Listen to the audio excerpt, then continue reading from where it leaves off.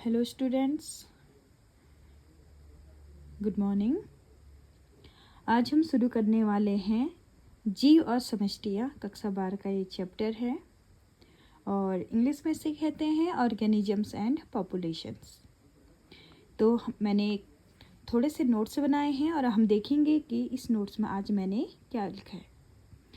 देखिए, जो भी हम आज अपने आसपास देखते हैं, डाइवर्सिटी बहुत ही सुंदर है, आकर्षक है।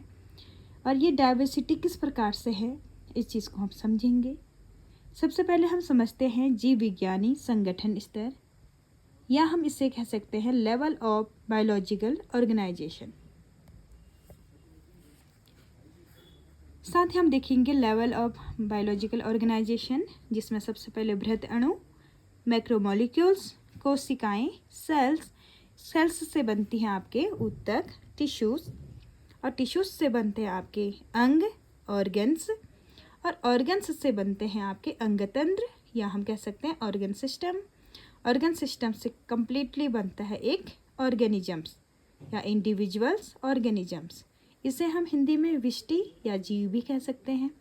और विष्टियों से ही मिलकर बनती हैं समष्टियाँ या पॉपुलेशंस।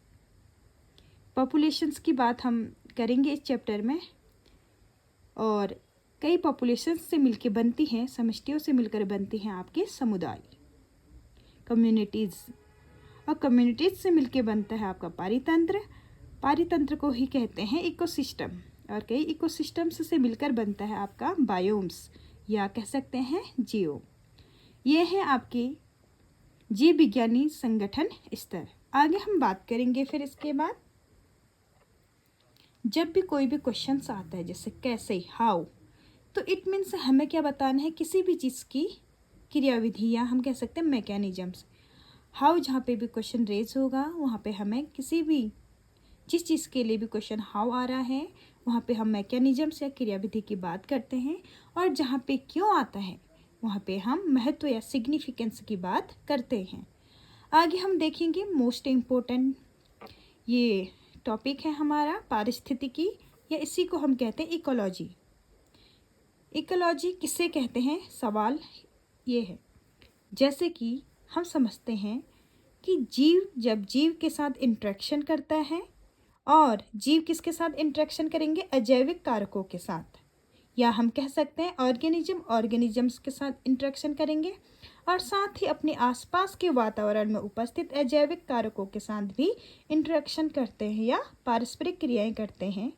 जैसे हम समझेंगे अजैविक कारक होते क्या हैं, तापमान, जल, मृदा, वायु और प्रकाश, ये है हमारे अजैविक कारक। और हम सभी जितने भी जीव इस पृथ्वी पर हैं, हम सभी अजैविक कारकों से प्रभावित होते हैं। तो चलिए फिर अब हम समझते हैं पारिस्थितिकी या इकोलॉजी की परिभाषा। जीवों के बीच तथा जीवों और अजैविक कारकों के बीच होने वाली पारस्परिक क्रियाओं का अध्ययन पारिस्थितिकी कहलाता है। तो हम पहले ही समझ चुके हैं, जीव के बीच जो भी पारस्परिक क्रियाएं करेंगे, और जीव साथ ही अजैविक कारकों के साथ पारस्परिक क्रियाएं करते हैं, इसका अध्ययन ही पारिस्थितिकी कहलाता है। आई होप आप सभी को पारिस्थितिकी शब्द की परिभाषा आ गई होगी। और आज हम इस चैप्टर में आगे छोटे छोटे वीडियो के माध्यम से सीखेंगे जीव और समष्टियाँ, ऑर्गेनिजम्स एंड पॉपुलेशन। तो आज के लिए इतना ही।